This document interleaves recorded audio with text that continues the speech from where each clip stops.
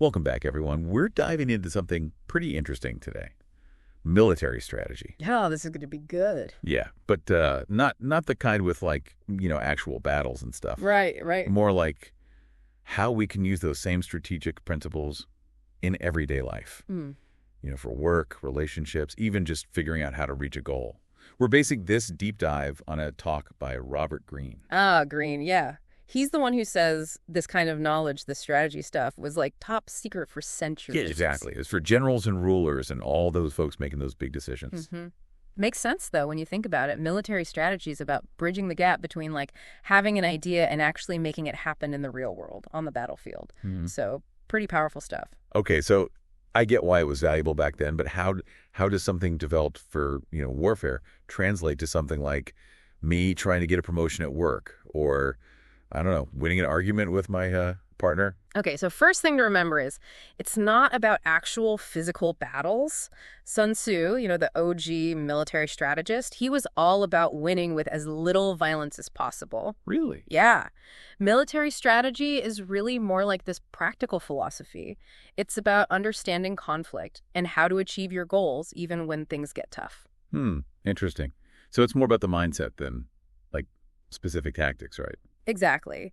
Green argues that all the competition and those like subtle power struggles we face in modern life, they actually demand this strategic thinking more than ever. Okay, so I'm with you so far. Modern life is a battlefield, but what does that actually look like? What kind of ideas are we talking about here?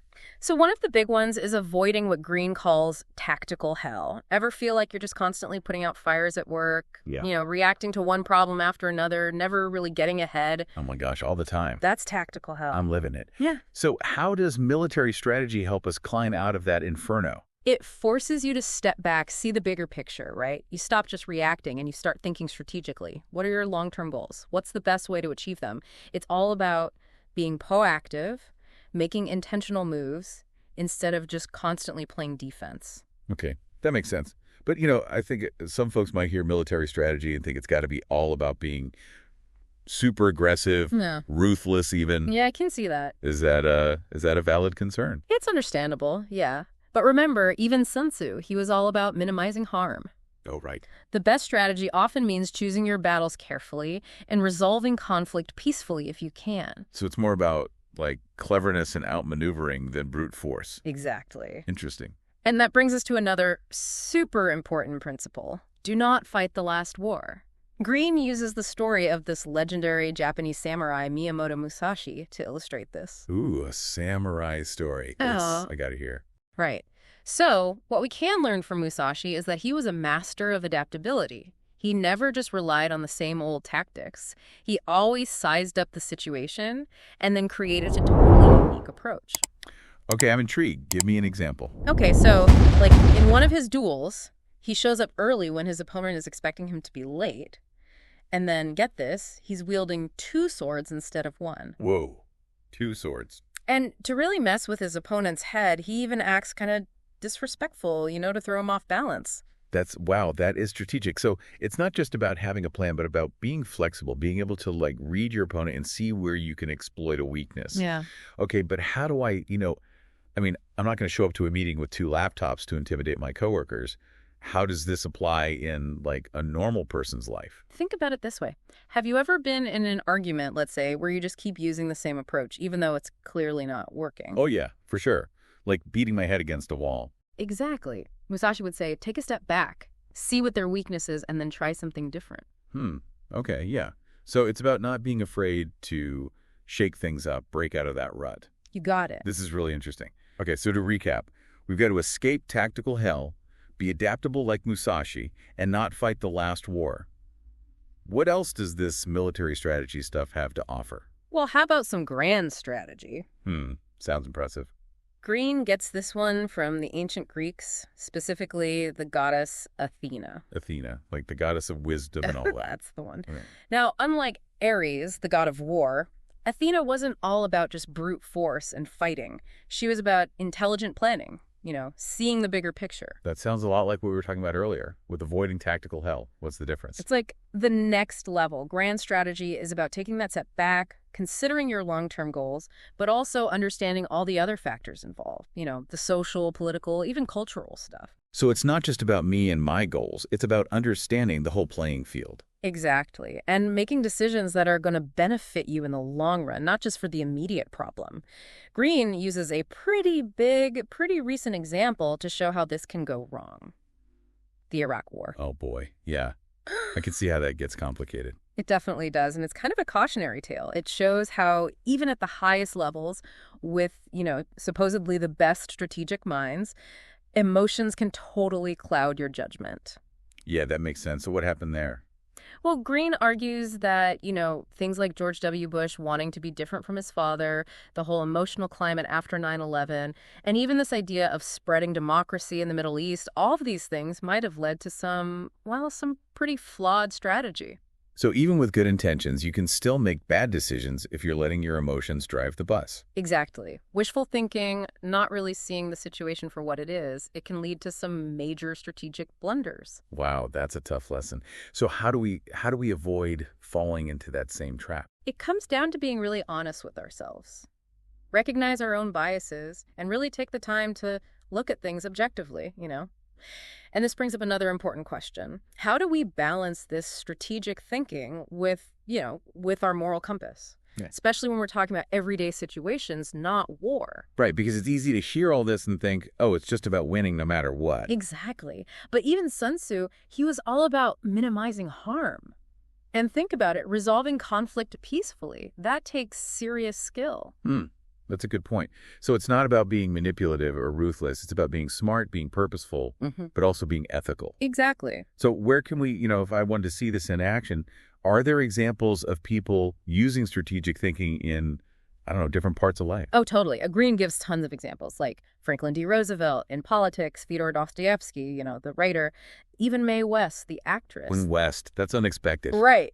But it just goes to show you this strategic thinking stuff, it's not just about war. It applies to every field. So we can learn from politicians, artists, even Hollywood stars. Absolutely. They all face challenges, and they use strategic thinking to achieve their goals. And guess what? So can you. All right, I'm definitely starting to see the possibilities here. We've covered a lot, so just to make sure I'm following you. Yeah, let's recap. We've talked about escaping tactical hell, being adaptable like that samurai Musashi, and cultivating grand strategy like Athena. Those are some pretty powerful ideas.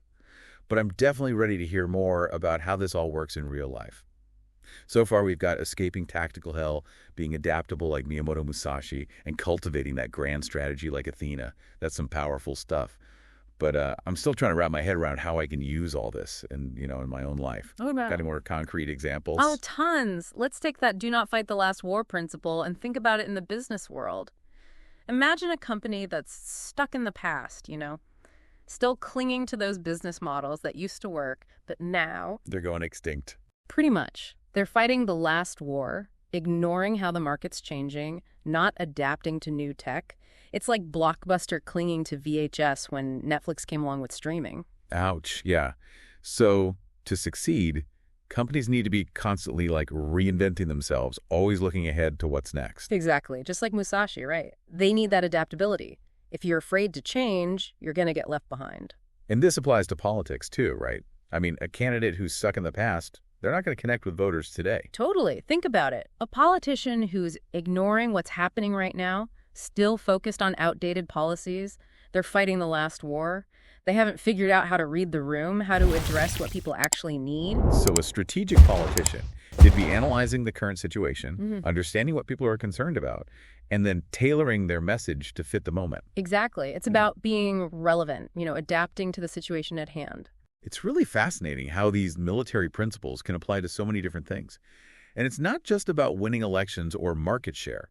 This stuff can help us on a personal level too, right? Absolutely. Think about how often we get stuck in our own patterns, making the same mistakes, holding on to beliefs that maybe don't serve us anymore. Oh yeah, like you're fighting the last war against yourself. Exactly. We limit ourselves based on old fears, insecurities, instead of questioning those assumptions, shedding habits that are holding us back. So how do we break free from those self-imposed limitations? How do we start winning this internal war? We got to apply that same do not fight the last war principle to our own personal growth. Challenge your assumptions, question those beliefs, and be willing to let go of the things that aren't serving you anymore. So it's about personal growth, recognizing that we're all works in progress, Instead of clinging to a past version of ourselves, we can strive to become better. You got it. It's about having the courage to step outside your comfort zone, experiment, and constantly work towards becoming the best version of yourself. That's a powerful thought. But I got to ask, is there ever a time when fighting the last war could actually be beneficial? Are there, like, exceptions to this rule? That's a great question. I wouldn't say there are outright exceptions, but there are definitely situations where understanding past battles can be really advantageous. Like studying those historical military campaigns, we can learn a ton about leadership, decision making, and strategic thinking. So it's not about ignoring history, it's about learning from it, taking those timeless principles and adapting them to fit our own circumstances. Exactly. We can gain wisdom from those who came before us, but we shouldn't blindly replicate their tactics. We need to understand the context, the challenges they faced, and the thinking that led to their successes or their failures. Sounds like a delicate balance, respecting the past, but also being innovative. You nailed it. And that brings us back to grand strategy, having that Athena-like vision, seeing beyond the immediate battle and planning for the long game. I like that.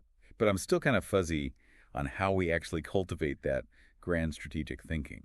Well, there are a few key things we can do. First, we need to step back and reassess our strategies regularly. Are they still relevant? Are they actually helping us reach our long-term goals? So it's like a regular strategy check-in, taking time to reflect, evaluate, make adjustments. Exactly. It's so easy to get caught up in the day-to-day and lose sight of the big picture. These check-ins help keep us on track. I like it. What else? It's also crucial to challenge our assumptions. Are we seeing the situation clearly? Are we letting emotions cloud our judgment? Are we stuck in our own biases? Oh, that's a tough one. It's so easy to get trapped in our own ways of thinking.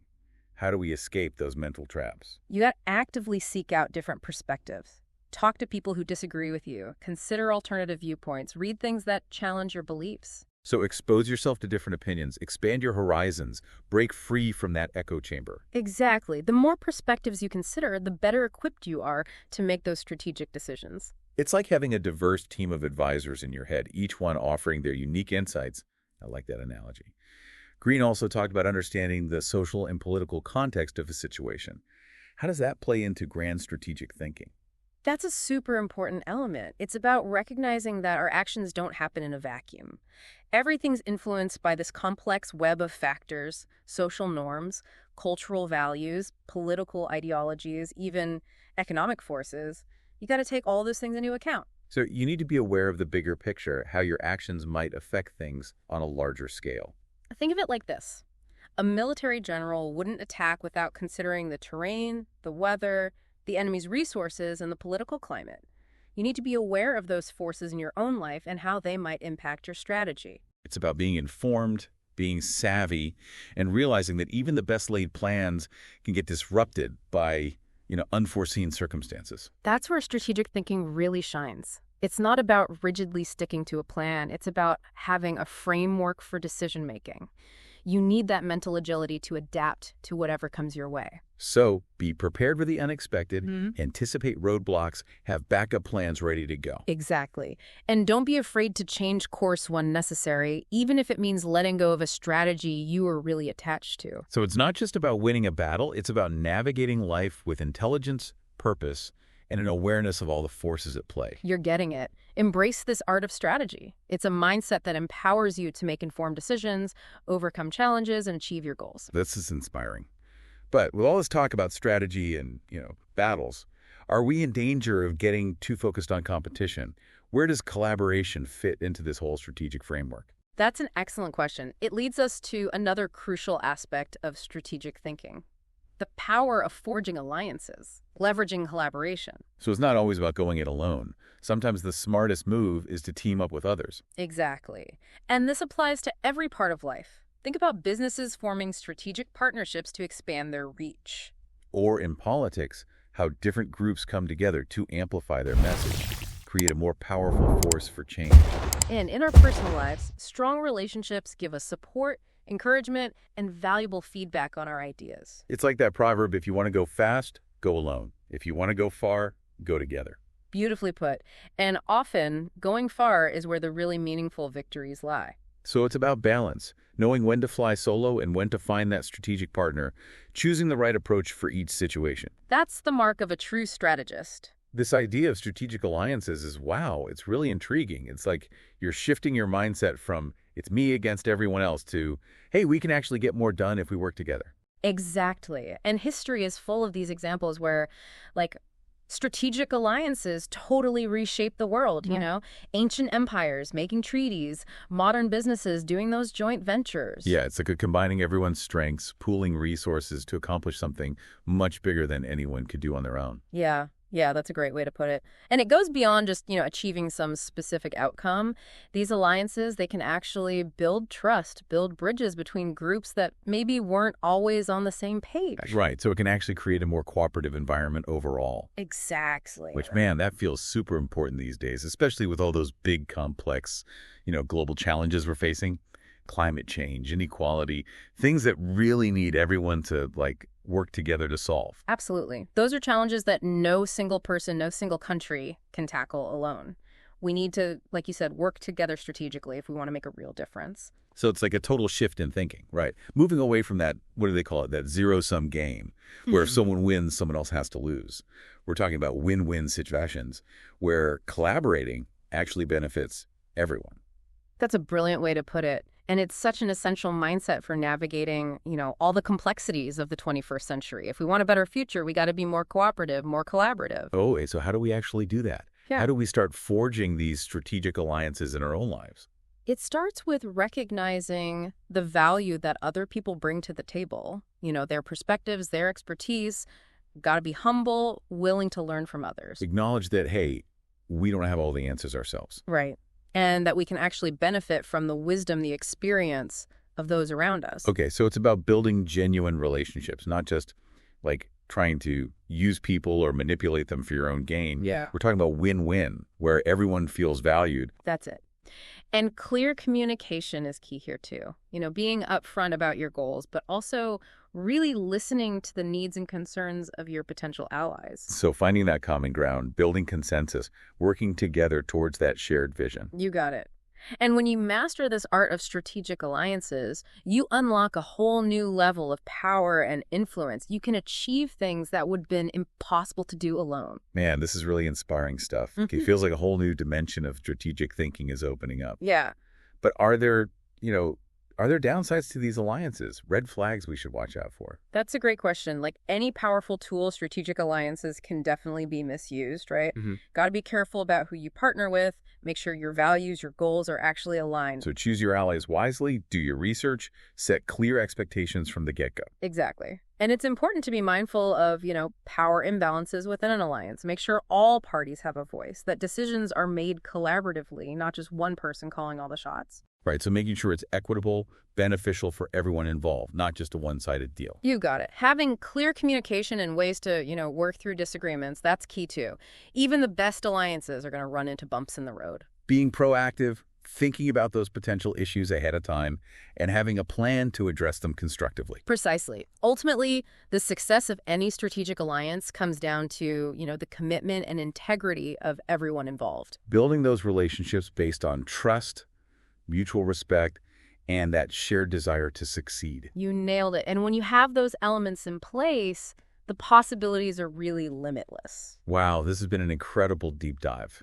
We've gone from do not fight the last war to the wisdom of that grand strategy, and now the potential of these strategic alliances. We've learned from ancient samurai, Greek goddesses, even a Hollywood icon.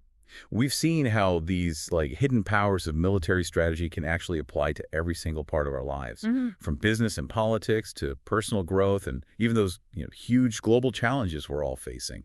And most importantly, we've challenged ourselves to think more strategically, make better decisions, and really unlock our potential as master strategists in our own right. So what's the final takeaway for our listeners today? Remember this. Strategic thinking, it's not just for generals and CEOs. It's a skill anyone can develop and apply to any situation. It's about Aligning your mind with reality, acting with purpose, and embracing that power of collaboration. It's about having the courage to challenge those assumptions we all have, seek out new perspectives, and constantly adapt to, the ever-changing landscape of life. And it's about recognizing that, hey, we're all in this together. By working together strategically, we can overcome any challenge and create a more just, equitable, and sustainable future for absolutely everyone. Thanks for joining us on this deep dive into the world of strategic thinking. We hope you've gained some valuable insights and are feeling inspired to unleash your inner strategist. Until next time, stay sharp.